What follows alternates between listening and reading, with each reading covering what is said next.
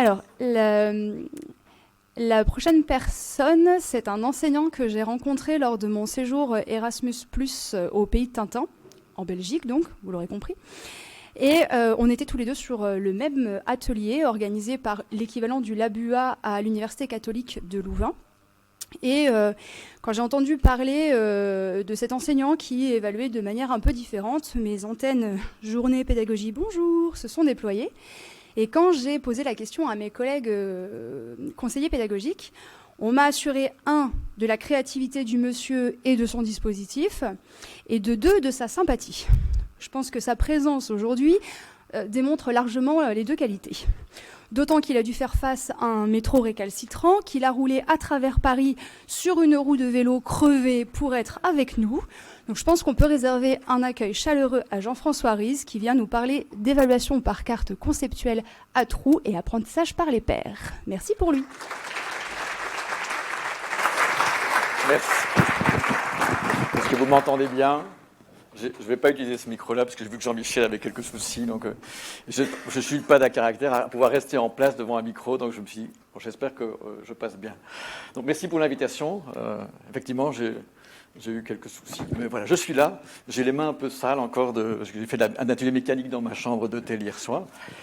Je suis très heureux d'être ici. J'aurais bien voulu passer avant Jean-Michel parce qu'il est tellement disruptif et inspirant que passer après lui, c'est un peu difficile. Donc la prochaine fois, si jamais vous me réinvitez, merci de me faire passer avant lui.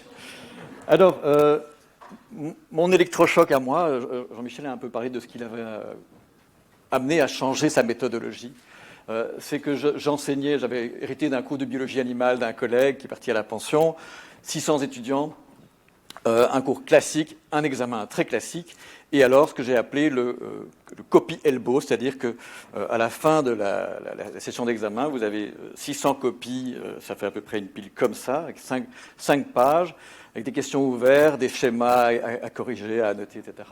Et donc j'ai commencé à avoir des problèmes d'articulation au bras, donc c'est vraiment pour une raison médicale que j'ai dû changer de dispositif d'enseignement.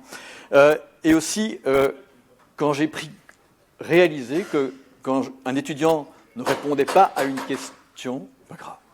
Quand un étudiant ne répondait pas à une question, eh bien, j'étais heureux. Puisque ça allait aller plus vite.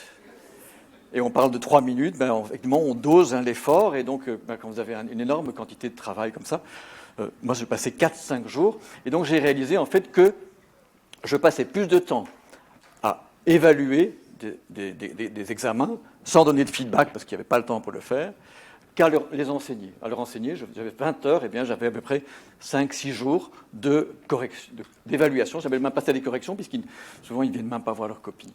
Et là, je me suis dit, Jean-François, il va falloir changer ta méthode. Et donc, je suis passé dans un dispositif différent, avec un parcours pédagogique qui est vraiment basé sur une évaluation continue, avec différentes choses. Donc, c'est essentiellement des vidéos que j'ai créées sur mon cours de biologie animale.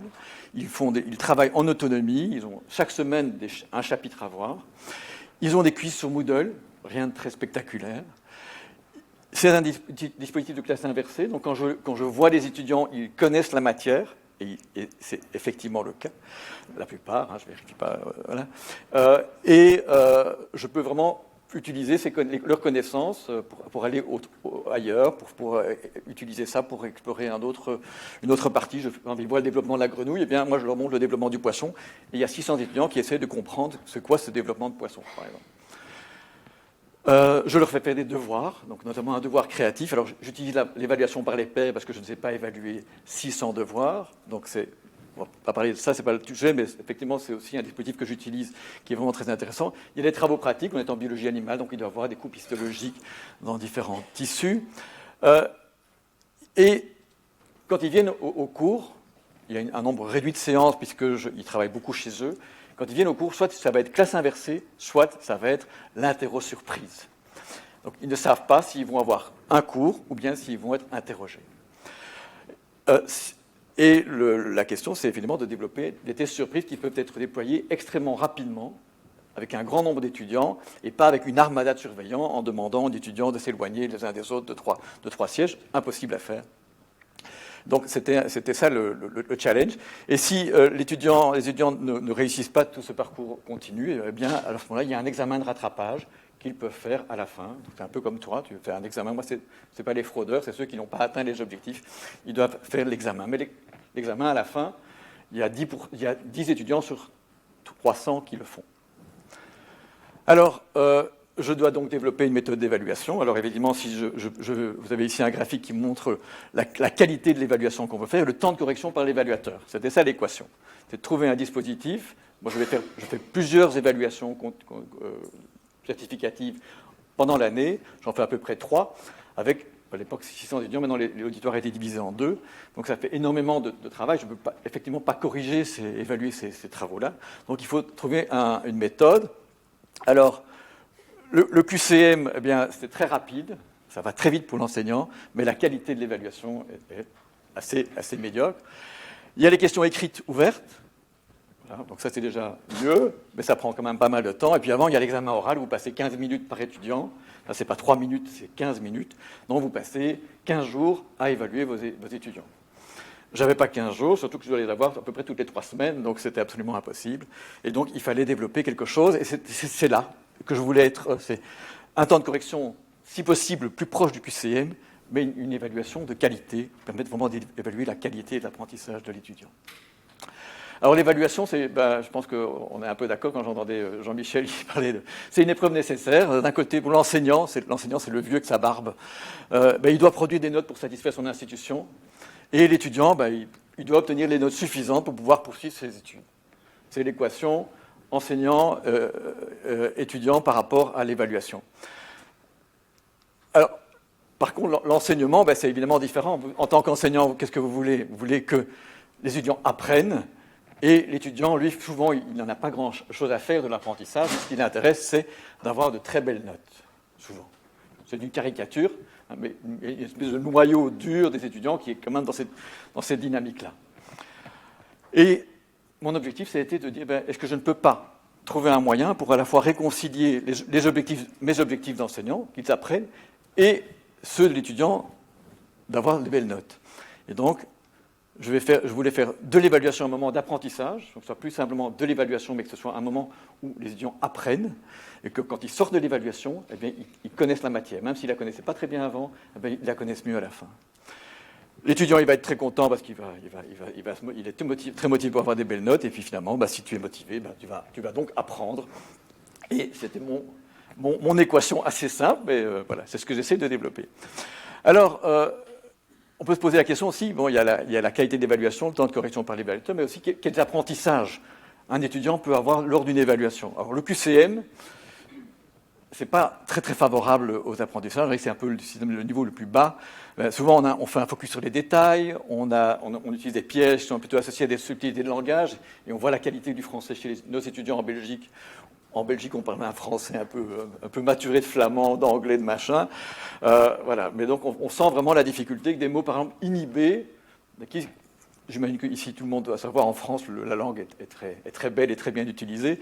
En Belgique, moi, j'ai des gens qui me disent, ça veut dire quoi inhibé? Bon. Donc, si vous ne savez pas ce que c'est inhibé, quand vous faites un QCM, c'est mal parti, quoi. Les études ont montré que ça renforçait les erreurs. Donc un étudiant qui est persuadé que sa bonne réponse, eh bien, il va sortir de là en disant « Ouais, je savais la réponse. » Bon, il a renforcé la réponse. Et puis alors, le problème de l'absence de feedback, c'est vraiment très très pauvre. Avec un QCM, vous savez lui dire c'était la réponse A qui était bonne, c'était pas la C, quoi. Donc c'est un peu difficile.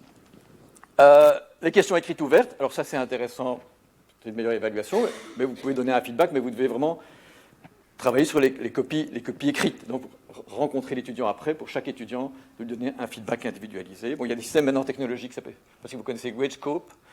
C'est un outil très intéressant qui permet de donner un feedback sur des examens écrits. Il faudrait que j'en parle à Jean-Michel, ça va l'aider. Et puis alors, évidemment, l'examen oral, ça c'est le top. Là, vous avez l'étudiant devant vous, il vous répond, vous pouvez directement corriger ce qu'il dit. Et là, il y a un feedback qui est vraiment de bonne qualité. Et donc, l'étudiant va vraiment sortir de là en ayant corrigé ses erreurs. Sauf que ça vous aura pris 15 minutes par étudiant. Et donc, l'objectif, c'est effectivement de viser la lune. C'est comment faire que l'étudiant maîtrise mieux la matière après l'évaluation et que ça vous prenne le minimum de temps. Alors là, vous vous dites, c'est un vrai Belge, hein, il est complètement incohérent. Il veut faire une évaluation de compétences de haut niveau, il veut évaluer aussi rapidement qu'un QCM, il veut une évaluation qui corrige les erreurs, une évaluation des compétences de haut niveau. Qu'est-ce qui se passe? Et là, il y a quelque chose derrière, mais je me souviens plus ce que c'est. C'est que surtout qu'ils apprennent, les étudiants apprennent pendant le test. Et donc, je suis parti sur l'idée d'utiliser, non pas des QC, mais de partir sur des cartes conceptuelles. Donc, ces cartes conceptuelles, c'est de cartes mentales, mais un peu plus sophistiquées, puisque chaque concept, ici, qui sont en... La pile aussi, hein, oui, la pile. En Angers, les piles...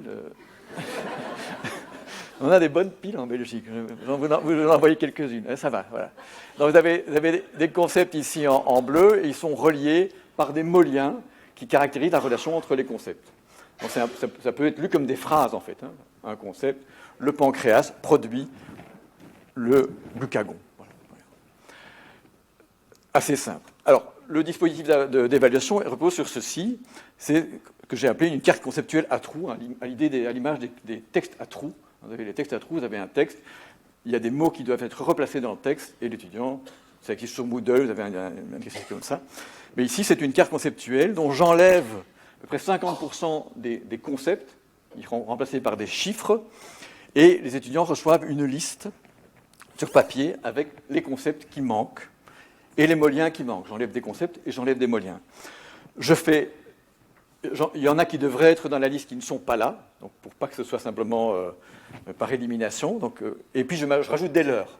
Je rajoute des mots qui ne sont pas dans la carte, mais qui sont dans la liste, qui amènent l'étudiant à vraiment réfléchir à quel mot il va utiliser et où il va le placer. Et puis, ce qui est facile, évidemment, c'est qu'après, il répond là, sur un formulaire QCM. Hein, donc pour chaque numéro, chaque item, il met la bonne lettre qui correspond à la lettre qui est dans la liste ici. Donc voilà le dispositif. Alors, bon, il y a des choses bizarres avec le transfert d'un logiciel à l'autre. Mais donc vous avez ici, par exemple, une carte conceptuelle. Eh bien, l'étudiant, déjà, apprend en résolvant la carte. Parce qu'en fait, il va repasser à travers des choses qu'il a étudiées. Et il va revoir, il va partir de ce concept-là. Il va dire, ah oui, tiens, il y a ça. Je dois trouver, par exemple, celui-là. Eh bien, je vais essayer de revoir tout ce qu'il y a autour. Et ça va me permettre vraiment d'identifier quel est le concept le plus probable qui doit se placer là. Donc déjà, à ce niveau-là, l'étudiant revoit en fait sa matière, et s'il n'a pas bien vu, il la voit peut-être pour la première fois. Bon, ça c'est peut-être un peu tard, mais voilà. Il n'y a pas d'information fausse. Tout ce que je mets là, c'est vraiment le cours qui est résumé sous la forme d'une carte. C'est un chapitre qui est résumé sous la forme d'une carte. Donc déjà, l'étudiant, en faisant l'exercice, il apprend. Et alors, imaginez, je devrais vous faire un examen à vous, vous êtes tous les uns contre les autres, vous pouvez voir ce qu'il y a sur la personne qui est devant vous. Je dis, je ne peux pas les empêcher de tricher. Donc je vais organiser la triche. Donc je fais de la triche organisée en faisant la manière suivante. Eh bien, ils ont d'abord une demi-heure de travail individuel. Et ce qui est assez extraordinaire, c'est qu'ils sont extrêmement concentrés, parce que c'est un exercice quand même assez complexe. Hein. Vous avez la carte, les concepts, et le formulaire de réponse. Tout ça sur une tablette qui ne sait même pas mettre les 3 feuilles les unes sur les autres. Mais ils sont extrêmement concentrés. Ils savent qu'ils ont 30 minutes. Et ils savent aussi qu'après ces 30 minutes, je vais reprendre le formulaire de réponse et ils vont pouvoir discuter entre eux. Une des règles, c'est qu'on ne se déplace pas, on ne téléphone pas à quelqu'un d'autre, on ne se déplace pas dans l'amphithéâtre, sauf si un groupe ne parvient pas à se mettre d'accord sur un concept, qui ne parvient pas à dire là, il y a un désaccord dans le groupe, à ce moment-là, ils peuvent envoyer un émissaire dans un autre groupe. C'est eux qui choisissent. Donc, comme ça, il n'y a pas tellement d'étudiants qui se baladent dans tous les sens. Et puis, après ce temps de discussion, qui est environ 15 minutes, eh bien, ils ont un deuxième formulaire de réponse et ils vont répondre exactement aux mêmes questions avec la même carte, la même liste, etc. J'obtiens donc 2 formulaires de réponse. Et ce que je fais pour calculer la note, je calcule la note finale en pondérant le travail individuel. Oui, ça c'est 65%. Au départ, j'étais à 80%. C'était 80-20. Je suis descendu à 70-30, 70-30. Et en fait, je demande chaque fois aux étudiants, qu'est-ce qui serait pour vous le plus juste ? Parce que je trouve que c'est important aussi qu'ils soient vraiment d'accord avec le dispositif. Et on est arrivé maintenant à une valeur dont je ne changerai plus, c'est 65-35. 65% de leur note, c'est leur travail individuel, et ils peuvent augmenter leur note, ou la diminuer avec 35% du formulaire numéro 2. Il faut, comme ce sont des interros surprises, je ne peux pas arriver avec 26 personnes autour de moi, et il faut que ça soit une distribution extrêmement rapide. Donc j'ai mis au point un dispositif très simple, le rouleau. Donc les feuilles sont roulées avec un autocollant, et quand on distribue, je demande à 3 étudiants de m'aider, et hop, tous les étudiants ont des rouleaux. Vous voyez qu'il y a des couleurs différentes. Je fais comme pour les QCM, il y a des séries différentes, où les numéros des concepts et les listes, les lettres qui sont associées à chaque concept sont différentes. Donc ils ne peuvent pas simplement s'échanger les numéros et les lettres, ça ne marche pas. Ils sont obligés en fait de passer par les concepts quand ils veulent collaborer. Je peux aussi disposer la carte différemment. Je peux aussi inverser la carte, c'est pas très compliqué. Hein. Vous la mettez dans l'autre sens et tout de suite, c'est plus la même carte. Hein. Donc c'est un peu comme on change la valeur d'un exercice. L'étudiant, il doit vraiment réfléchir. Et mon challenge maintenant, c'est que je parviens maintenant à faire des tests certificatifs tout seul avec 300 étudiants. En fait, il n'y a quasiment pas besoin de surveillance, puisque dans la première partie, ils sont tellement concentrés qu'ils ne trichent pas. Il y a 3 couleurs, donc ils ne vont pas commencer à regarder à gauche et à droite. Et ça se passe très, très bien. Alors, je vais vous montrer une petite vidéo. Voilà. Ah, on n'entend pas le son. Je ne sais pas si vous pouvez mettre le son. Ah, on a oublié de remettre le son là. Je ne sais pas où ça sort. Parce que, bon, ceci dit, vous voyez par l'image, ce qui est intéressant, c'est de voir, ça c'est le moment de collaboration. Je peux vous assurer que c'est un moment extrêmement réjouissant pour un enseignant. Vous voyez les étudiants qui s'expliquent mutuellement la matière. Et vous les voyez, en fait, ils sont heureux. Ils sont heureux d'apprendre. Ils savent que c'est un test certificatif. Ils savent qu'ils doivent avoir 10 pour à la fois être dispensés de l'examen. Merci beaucoup. Pas de souci, mais le son n'était pas très important. On a vu les images. Sachez qu'en tant qu'enseignant, j'ai vécu une expérience incroyable, c'est qu'à la fin d'un test certificatif, les étudiants, ils m'ont applaudi. Généralement, c'est à la fin de votre cours, quand ils sont contents de vous voir partir. Vers le mois de mai, là, généralement, ils applaudissent. Mais là, un test certificatif, les étudiants m'ont applaudi, je suis complètement resté bouche bée. Alors, on analyse ça, donc vraiment, c'est l'idée de vraiment faire une recherche sur le dispositif, puisqu'on essaye de le développer, de voir finalement dans quelle mesure est-ce que cette période d'apprentissage est vraiment bénéfique. Alors, ceci est une distribution de fréquences, hein, chaque étudiant, et puis la différence de points entre le formulaire 1 et le formulaire 2, la différence de bonne réponse entre les deux formulaires. La différence moyenne est de 3,4 points, donc ils améliorent en moyenne de 3,4 points, ça veut dire 17% de leur note initiale. 95,5% des étudiants améliorent leur note après la période d'apprentissage par les pairs. Ça veut dire qu'il y a des étudiants qui restent stables, ils connaissaient bien, ça ne change rien. Il y a des étudiants dont la note descend, parce qu'ils font plus confiance à ce que les autres ont fait à ce qu'ils avaient fait. Et environ 65%, mais ça dépend des groupes, mais ils déclarent vraiment qu'ils ont compris des choses, des éléments qui n'étaient pas compris, et ils ont vraiment compris, ils ont vraiment amélioré leur apprentissage, parce que la période de discussion leur a vraiment permis d'améliorer ça. Alors, on analyse la collaboration. Chaque fois, je demande aux étudiants, s'il y a aussi des numéros sur les chaises, vous mettez sur votre formulaire, vous mettez votre numéro de chaise et le numéro des sièges des étudiants avec qui vous l'avez collaboré.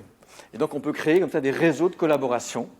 Vous avez ici un auditoire, à peu près une centaine, là, parce que je fais ça dans différents enseignements. Maintenant, j'ai élargi l'application à d'autres cours. Donc, chaque petit pastille, ici, c'est un étudiant. Ce n'est pas des ceintures, hein. Mais elles avaient une échelle de 0 à 20. C'est la note qu'ils ont obtenue.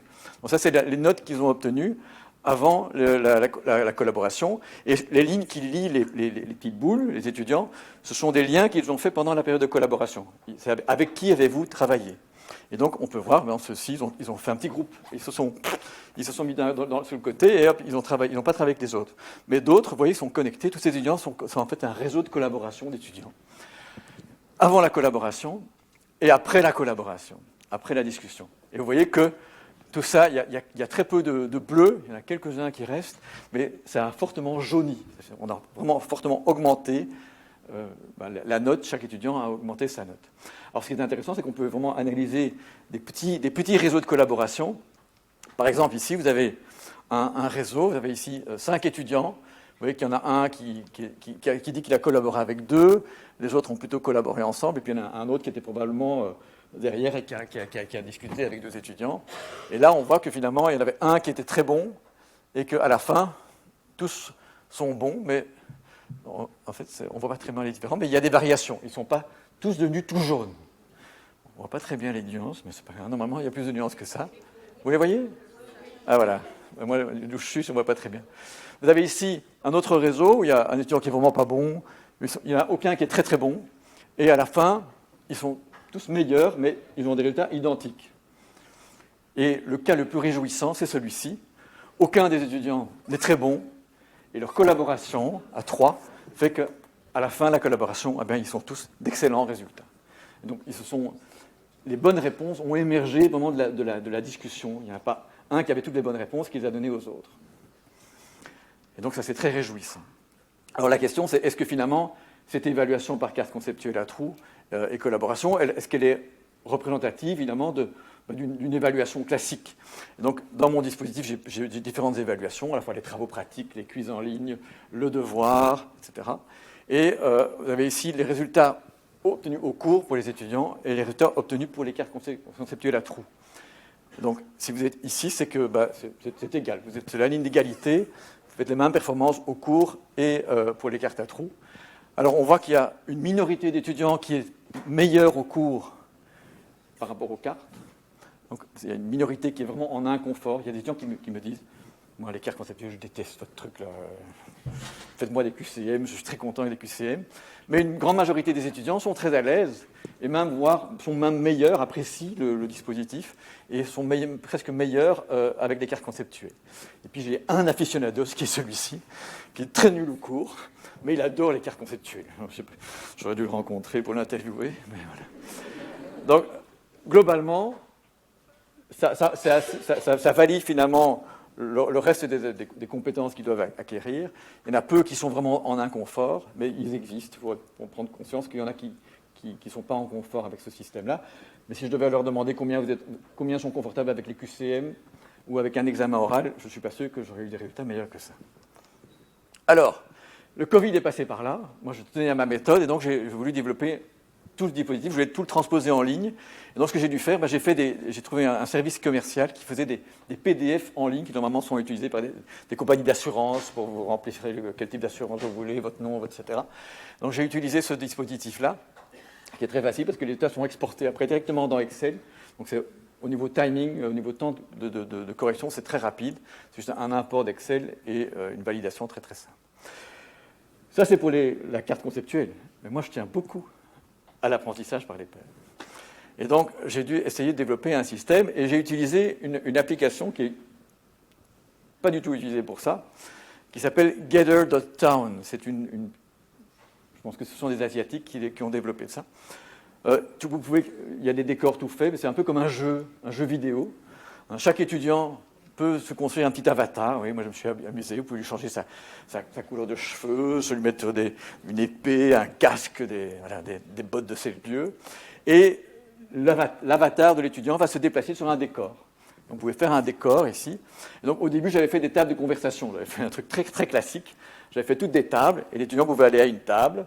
Et quand les étudiants sont assis autour d'une même table, eh bien, leur système audiovisuel se connecte. Et ce que je vais vous montrer ici, mais on va réessayer, mais ça n'a pas marché tout à l'heure. Normalement, il y a une vidéo qui va... En fait, ce sont deux étudiants différents. En fait, c'est moi avec deux ordinateurs différents. Et ce qui se passe, c'est que quand deux avatars arrivent côte à côte, leur système audiovisuel se connecte. Dès qu'ils vont pouvoir se voir et se parler. Et donc, je crée des tables de conversation. J'avais 5 places par table, et ils savaient qu'ils pouvaient aller à une table.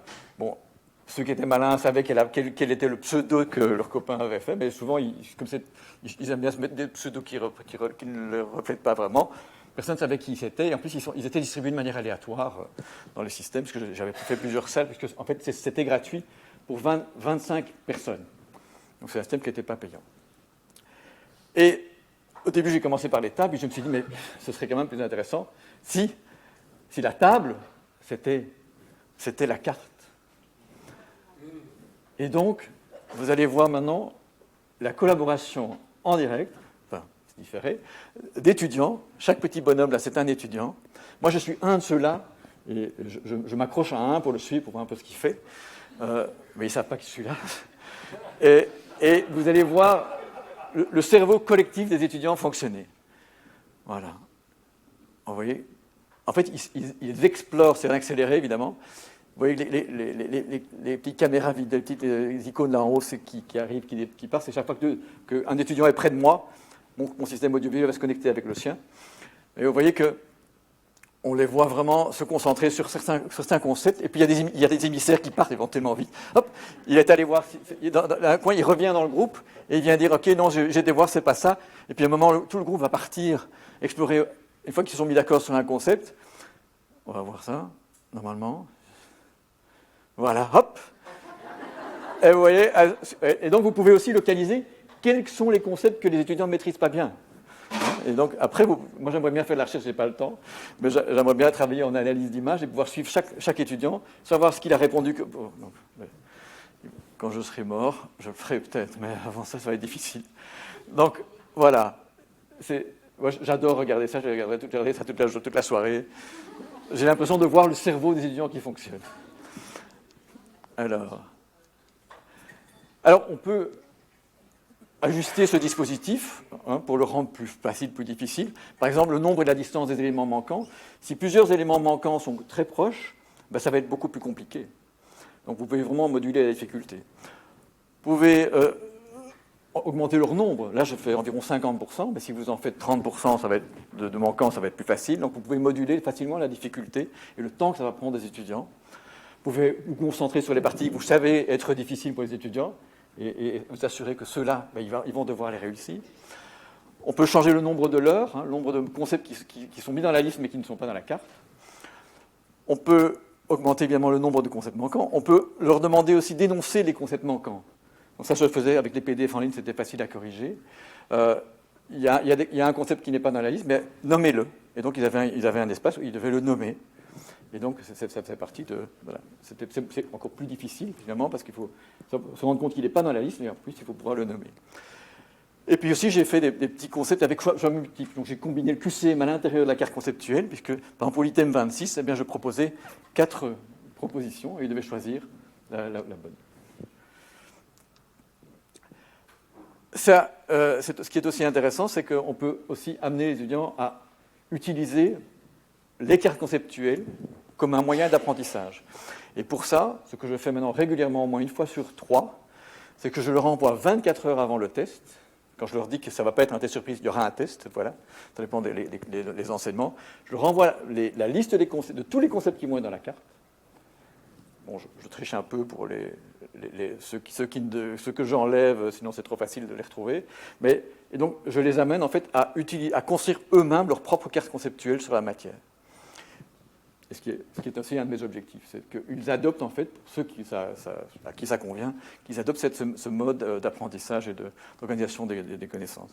Alors, chaque fois, après un test, je demande un feedback des étudiants et ils m'envoient pour différents items, notamment la fameuse balance, équilibre 65-35. Chaque fois, je le redemande pour être sûr que ça n'évolue pas. Mais, même si je sais que je ne changerai plus, je leur demande aussi un feedback. Alors, il y en a qui adorent, donc c'est une autre manière d'évaluer, ça change les autres cours, ça je ne le montre pas à mes collègues. Franchement, c'est très pratique de pouvoir voir le cours dans son ensemble une seule fois. Mais alors, il y en a qui n'aiment pas, qui disent j'ai du mal avec le concept de carte conceptuelle, je trouve qu'un QCM serait plus efficace pour qu'un maximum d'étudiants s'y retrouvent dans les tests. Ou alors une étudiante qui dit qu'elle est très timide et introvertie, ici. Elle dit, moi, je trouve que ça favorise les étudiants qui ont de la tchatch, qui sont capables de s'intégrer dans un groupe. Puis il y a des étudiants qui restent complètement isolés. Ils ne sont pas nombreux, mais des étudiants qui ne veulent pas travailler avec les autres. Donc voilà, ça c'est l'aspect collaboration par les pairs. Parfois, c'est un peu difficile pour certains étudiants. Mais globalement, la plupart des étudiants apprécient et apprécient aussi cette... Vous voyez, il y en a qui disent que cela nous permet de voir où l'on se situe dans la matière. Est-ce qu'on a été suffisamment en profondeur dans notre étude? Donc, pendant le test, ils se rendent compte de leurs faiblesses. Et mon objectif, c'est qu'ils les améliorent, évidemment. Donc voilà, j'espère vous avoir convaincu qu'il y a peut-être moyen d'utiliser ce genre d'outils pour faire des choses intéressantes. Elles sont adaptées à des évaluations formatives et certificatives. Moi, je l'utilise en certificatif, mais on peut très bien faire, au début d'un cours, une petite carte conceptuelle sur le cours précédent, pour voir, et ça leur permet, finalement, en repassant à travers les concepts, ça peut prendre 10 minutes, mais ils vont revoir la matière, pas simplement en lisant un texte ou que vous leur expliquez, c'est par eux-mêmes qu'ils vont devoir reconstruire ce qu'ils avaient vu précédemment. La difficulté du test peut être facilement modulée, en changeant le nombre de l'heure, de concepts manquants, etc. Résoudre la carte permet vraiment l'apprentissage. La collaboration entre pairs procure, et ça c'est un mot important, un feedback. Parce que, en tant qu'étudiant, quand j'ai fait mes études, je pense qu'il y a un prof qui m'a fait un feedback. Je pense que c'est une des grandes faiblesses de l'université de Mass, c'est qu'on a tellement d'étudiants qu'il est extrêmement difficile de donner un feedback aux étudiants. Je pense que ceci, c'est pas moi qui le donne, ce sont les autres étudiants qui le donnent. Je pense que l'apprentissage par les pairs, c'est vraiment intéressant à ce niveau-là, c'est d'avoir du feedback. Et ça améliore les apprentissages. L'adaptation en ligne est aisée et efficace, parce que de la pub. Et ce qui est intéressant, c'est que le recours aux cartes conceptuelles favorise l'utilisation des cartes conceptuelles par les étudiants. Il y a environ, après plusieurs tests, il y a environ 30% des étudiants qui disent « je me suis préparé en faisant mes cartes conceptuelles ou en utilisant la carte conceptuelle de quelqu'un d'autre et en m'entraînant ». Et alors, Toccata, ce n'est pas de la musique, mais ça l'est un peu, parce que chez CAT, ça veut dire carte conceptuelle à trous, c'est pour ça que c'est un jeu de mots. On est en train de créer maintenant un dispositif parce qu'on s'est rendu compte que quand je présente ça à des enseignants, ils disent « c'est génial, j'ai envie de faire ça ».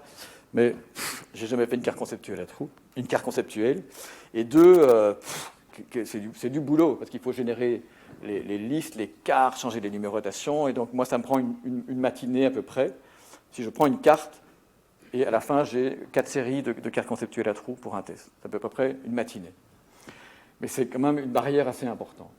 Et donc, mon objectif maintenant, on est vraiment en train de le réaliser, c'est de faire un dispositif en ligne qui soit à la fois stand-alone, comme on dit en français, autonome, ou intégré dans Moodle, et qui permette à la fois à l'enseignant, mais aussi à l'étudiant, de rentrer sa carte conceptuelle et de générer des exercices pour s'entraîner à comprendre la matière, à faire les liens entre les concepts, etc.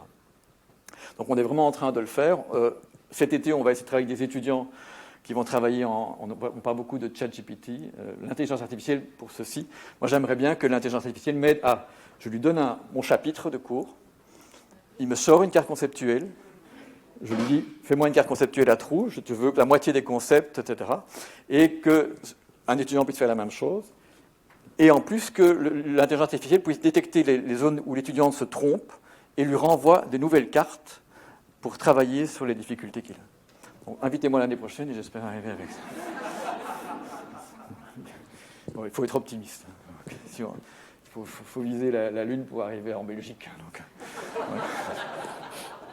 Voilà. Je pense que je vais m'arrêter là. Je ne vous ai pas laissé poser des questions pendant la présentation, donc j'espère que vous en avez plein maintenant et qu'on a encore un peu de temps et que vous n'avez pas trop faim. Voilà, merci.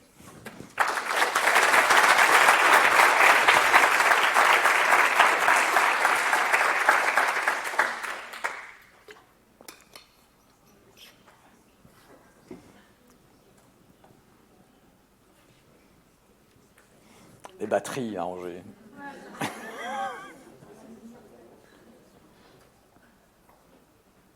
J'ai un micro-cravate.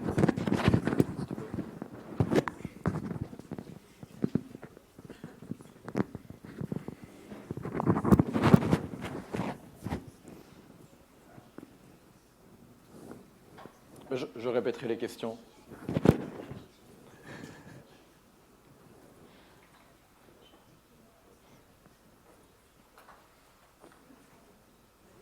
Je répéterai les questions, allez-y.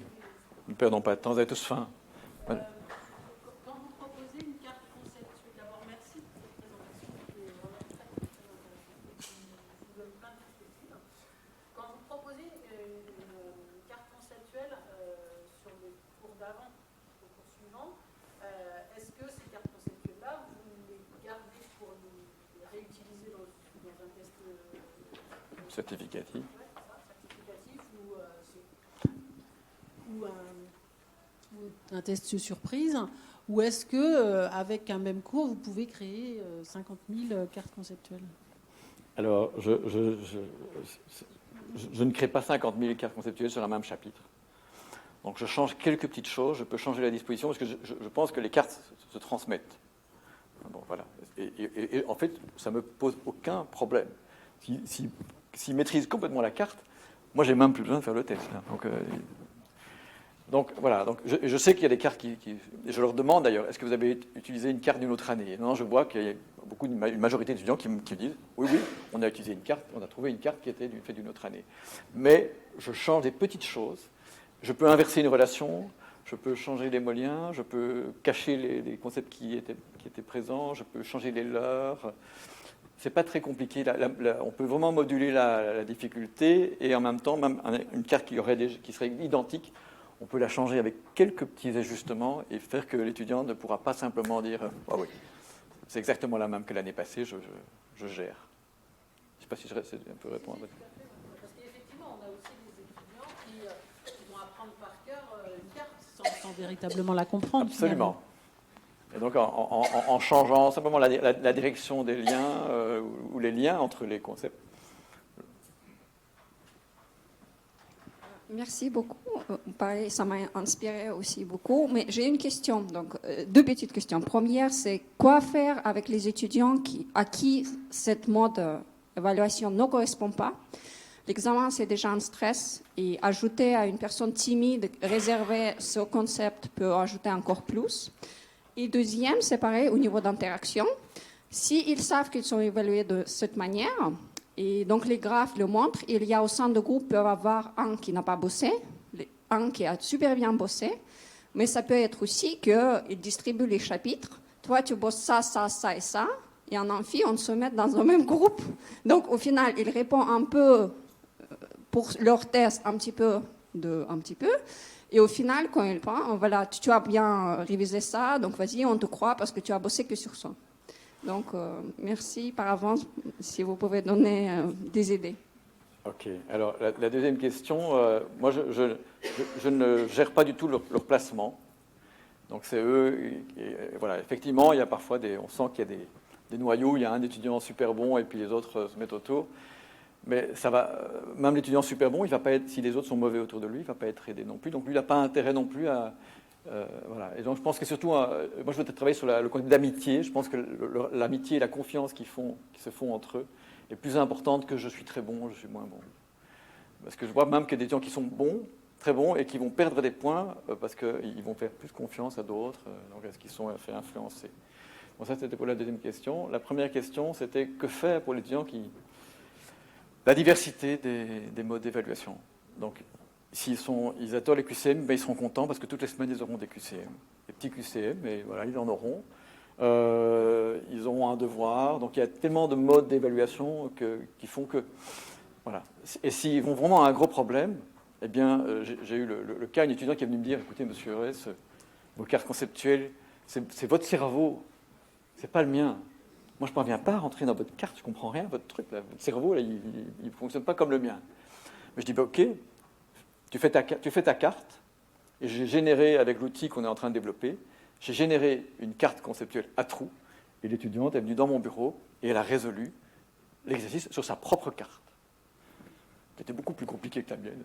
Je trouvais que mon cerveau était très, très simple, et elle, c'était une carte qui était comme ça. Et donc j'ai fait un test et voilà. Donc, alors ceux qui n'aiment pas du tout les cartes, ceux qui n'aiment pas les QCM, qui n'aiment pas les examens oraux, on leur fait pas nécessairement des.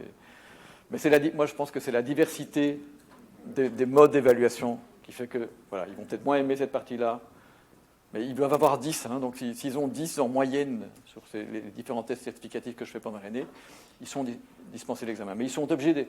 C'est le seul moment où ils font quelque chose devant moi. Parce que c'est ça, le problème des fraudeurs. Tout le reste, ils peuvent faire à distance, quasiment, sauf les travaux pratiques, peut-être. Mais sinon, c'est le seul moment où je sais que c'est eux qui étaient là. Et donc, s'ils ne font pas 10 de moyenne là, c'est examen automatiquement. Oui, j'ai une question. Dans la carte, ce qui fonde le raisonnement et la réflexion, c'est autant les concepts que les liens. les trous, vous les appliquez uniquement sur les concepts ou également sur les liens? Non, je les applique sur les deux. Généralement, on va dire qu'il y a souvent 5 mots liens qui manquent et la moitié. Donc, si c'est une carte avec 100 concepts, par exemple, je fais peut-être carré. On va dire 60 concepts, il y a la moitié qui manque. Et pour les mots liens, il y en a moins qui manquent. Il y a 5, 6, et j'en mets 8 pour qu'il y ait des leurres, etc. Et dans la liste, on a autant des concepts que des mots liens, ou il y a une liste mots liens, une liste... Il y a une liste de concepts et une liste de mots liens. Ils savent où ils doivent aller chercher dans... Oui. Merci. C'est important de faire la différence, effectivement. Mais le problème, c'est que si vous supprimez le nombre de concepts et de mots liens, je pense qu'il n'y a plus personne qui sait résoudre votre carte. Ça devient vraiment un exercice où on tire au hasard, quoi. Merci.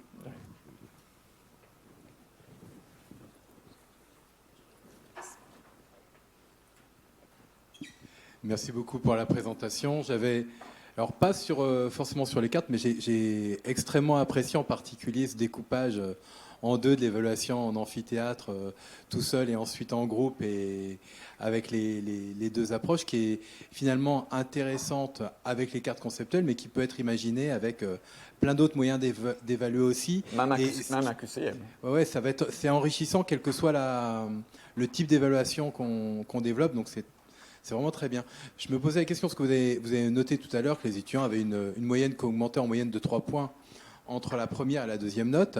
Au niveau des collègues qui vont être en responsabilité d'unité d'enseignement qui s'appuient sur la vôtre, est-ce que eux aussi, finalement, ils ont détecté une amélioration du niveau général des étudiants, au-delà de cette amélioration que vous avez localement pendant votre évaluation? Peu d'interaction avec mes collègues, je dirais. Ouais. Vous savez, j'ai des collègues qui ont un taux de réussite. Moi, j'arrive à des niveaux de réussite qui sont de l'ordre de 95 à 97% de réussite. J'ai un cours de première année. Et en même temps, j'ai un collègue qui, lui, a 3 à 5% de réussite. Alors, qui a faux, qui a tort, qui a raison? Donc, voilà. Donc, il trouve que c'est trop facile chez moi. Mais moi, je pense que je le fais apprendre des choses, et je pense qu'ils apprennent. Maintenant, ce que les collègues apprennent, mais souvent, vous savez, les enseignants, ils se plaignent souvent du niveau des élèves, donc des étudiants. Même si moi, je n'entends que ça dans les délibérations. Je ne sais pas comment c'est chez vous, mais souvent, il y a des gens qui disent, vous savez, bientôt, on devra leur donner le diplôme dans une pochette surprise ou au gratteau, voilà. Bon, voilà. Moi, j'essaie de contaminer mes collègues, mais paradoxalement, je contamine très bien en dehors. C'est comme une contamination à distance. Les collègues qui sont proches, ils n'aiment pas trop, ils ne me posent pas trop de questions. Et c'est ceux qui sont à l'extérieur, qui sont peut-être engagés dans la pédagogie, des gens comme vous, qui viennent à une journée pédagogique. Tout le monde ne fait pas ça. Je ne sais pas combien vous êtes d'enseignants à Angers, mais voilà, j'en sais bien que c'est très dur de motiver les enseignants, de prendre du temps pour l'enseignement, alors qu'on fait de la recherche à côté. Voilà. Mais voilà, mais je parviens à contaminer. Mais j'ai toujours ces barrières à l'entrée qui font que je dois développer quelque chose. Si je veux vraiment que le système décolle un peu en dehors de quelques collègues, je dois développer cet outil-là.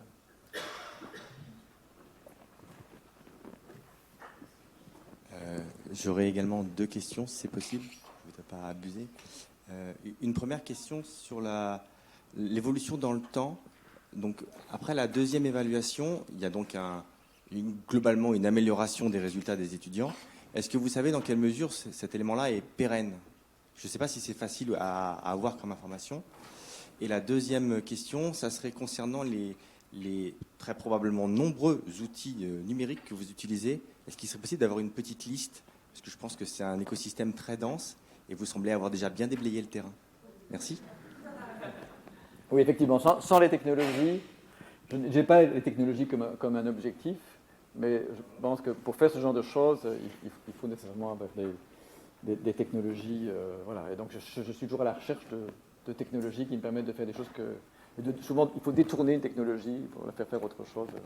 Et moi, c'est un jeu que j'aime beaucoup. Par rapport à la pérennité des connaissances, que vous dire. Il faudrait que je répète les cartes progressivement. Oui. Alors, j'envisage de faire ça, de faire des cartes en fait qui, dans un même enseignement, qui reprennent des éléments des chapitres précédents. Je fais ça pour un cours où là, c'est des étudiants qui créent les questions de l'examen. Et tous les 15 jours, ils ont une évaluation. Donc, je donne cours. Ils ont une semaine pour créer des questions. Sur Moodle, il y a un Moodle Quiz, je ne sais pas si vous connaissez. Donc, ce sont des étudiants qui créent des quiz. Et c'est très intéressant de voir ce que les étudiants sont capables de faire. Et tous les 15 jours, donc moi, les autres étudiants testent les quiz réalisés par les autres étudiants. Moi, j'évalue et je donne là, et je vais garder une soixantaine de questions. Et tous les 15 jours, ils ont un test. Et ce que je fais alors, c'est que toutes les 2 semaines, ils ont un nouveau test. Et chaque fois, il y a la moitié des questions sur le chapitre qui vient d'être vu. Et l'autre moitié, elle est chaque fois sur les chapitres précédents. Donc même en 10e semaine, ils continuent à avoir des questions sur le premier chapitre. Donc j'aimerais bien faire ça avec les cartes conceptuelles. Et ça veut dire que je dois faire le lien à ce qui est intéressant, hein, mais ça fait des concepts en plus, et donc ça fait, voilà, on quitte un peu le focus sur la matière qu'ils viennent de voir, mais c'est aussi intéressant voilà, ça permettrait de voir si ces concepts-là restent acquis ou est-ce qu'ils disparaissent du cerveau des étudiants, parce que si on ne répète pas les choses. En même temps, les étudiants de Jean-Michel avaient dit chronophage. Les miens, ils disent super chronophage. Parce que c'est un cours, c'est un petit cours. Genre, en termes de crédit, moi, j'ai 2 crédits. Donc, je les fais bosser. Ils disent que je suis un faux cool, un faux prof cool. Mais ils bossent et voilà, ils travaillent beaucoup plus que ce qu'ils devraient faire. Ça pose problème avec mes collègues, d'ailleurs. Hein, les collègues n'aiment pas ça. Parce que, ils voudraient que leur cours soit le plus important, ou ils disent, les étudiants ne viennent plus au cours parce qu'ils sont en train de bosser pour ton cours. Donc voilà, donc il faut essayer d'équilibrer ça. Mais voilà, à part ces difficultés-là. Mais c'est vraiment. Mais je pense que pour tous les enseignements se pose la question, hein, la pérennité. Moi, je me souviens, pour les étudiants vétérinaires, en fin de 3e du bachelier, avant qu'ils partent en doctorat, en master, on leur fait des exercices avec notamment des cartes conceptuelles, et ils doivent comme ça intégrer plein de notions de leurs différents cours, etc. Et alors il y a un jury qui est fait avec quelques profs qui donnent les cours. Et puis je me rappelle, une fois, il y a une étudiante, c'était des questions basiques en biochimie métabolique, vraiment des choses de base. Et le prof de biochimie métabolique, il était là. Et à la fin de la présentation, la fille ne savait quasiment rien répondre. Et il dit, mais c'est dingue, elle a passé l'examen avec moi la semaine passée et elle ne sait déjà plus rien. Et je pense que malheureusement, notre dispositif qu'on a en Belgique, en tous les cas, hein, pendant 12 semaines ou toutes 14 semaines, il n'y a pas d'évaluation, il n'y a rien, il n'y a pas de feedback, il n'y a rien. Et puis ils ont ce qu'on appelle nous un blocus, c'est un blocus aussi. Blocus, c'est militaire, mais chez nous on parle d'un blocus, et que l'étudiant ne fait plus que ça. Hein.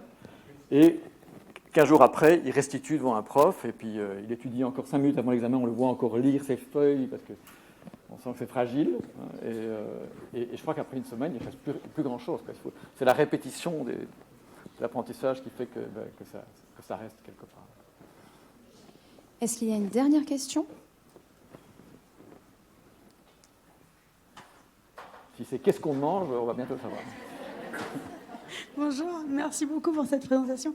Moi, je voudrais juste clarifier l'histoire du premier formulaire et du deuxième formulaire. Le premier formulaire, il travaille tout seul, ils vous rendent le formulaire. Le deuxième formulaire, finalement, ils le construisent collectivement, c'est ça ? Non, ils ne peuvent pas commencer à rédiger le deuxième formulaire. Ils doivent discuter collectivement. Et puis à un moment, je dis, OK, maintenant on arrête de parler. Et vous prenez votre deuxième formulaire et vous répondez aux questions. D'accord. Donc c'est quand même individuel, mais après discussion. Voilà. Parce qu'en plus, ils ont des listes avec des chiffres et des lettres qui sont différents. Ah oui, c'est ça. Non, mais parce que j'avais l'impression que dans la vidéo, ils avaient des feuilles sur lesquelles ils avaient déjà écrit des choses. Sur la carte. Ils peuvent écrire sur la carte. J'aimerais bien leur dire, vous ne pouvez rien écrire sur la carte. Mais bon, ça c'est quand même encore un peu vache, quoi. Je n'avais pas compris que le formulaire n'était pas la carte, c'est ça. Ouais. Ah oui, c'est ça. C'est vraiment le formulaire QCM classique. J'ai aussi fait ça sur Moodle, hein, donc j'ai aussi fait des systèmes où ils reçoivent la carte papier, ils reçoivent la liste de concepts papier, mais ils répondent, ils ont la liste papier sur Moodle et ils cochent. Et donc ça, c'est aussi très facile à corriger. Si vous n'avez pas un système de lecture optique par QCM, vous pouvez très bien utiliser Moodle, même sur leur téléphone, ou WooClap, vous avez WooClap aussi. Ben voilà, donc ils peuvent aussi répondre par WooClap. J'ai fait des tests parce que une des questions, c'est est-ce qu'il faut être familiarisé avec des cartes conceptuelles pour pouvoir bien réussir. Et donc j'essaie maintenant, après le premier cours, quand je fais de la classe inversée, je leur fais un petit test juste pour s'entraîner, pour qu'ils comprennent ce que c'est. Et là, ils répondent par WooClap. Et voilà, ils ont la liste sur WooClap et ils cochent pour chaque chiffre, ils mettent la bonne lettre. Merci beaucoup. Pardon, juste peut-être répéter le nom du logiciel pour les cartes conceptuelles. Alors, le logiciel pour faire les cartes s'appelle CMap Tools. Je l'ai mis quelque part ici. Hop, hop, hop. Là. CMap Tools, c'est un logiciel qui est gratuit, qui est facile à utiliser, et qui permet vraiment d'aller assez loin dans les cartes conceptuelles. On peut même mettre des vidéos, des images. Moi, je ne fais pas ça du tout, mais c'est vraiment quelque chose qui est très intéressant. Et nos étudiants commencent vraiment à l'utiliser aussi. Moi, j'ai dans mon cours sur Moodle, j'ai tout un chapitre sur comment faire une carte conceptuelle, etc.